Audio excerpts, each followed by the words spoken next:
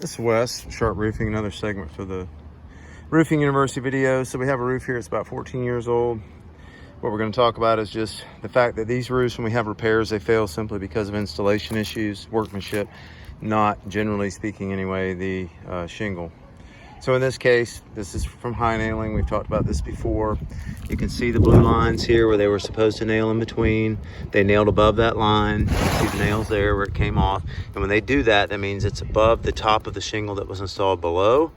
It also misses where the two shingles are laminated together. These shingles are called laminates. So the bottom piece here comes up and stops right there.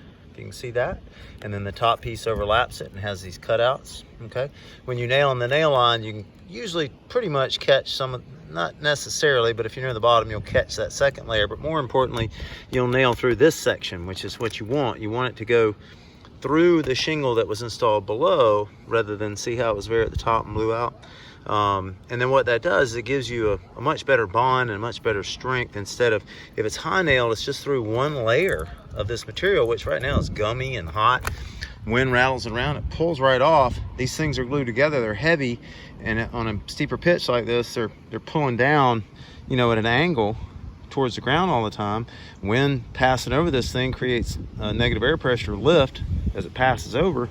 It literally rattles these. You can see this on videos online. You'll see them shaking, and pulls them off the nail, and they slide down and slide out like this. So just want to point that out to you. So it's very important that your contractor understand proper installation.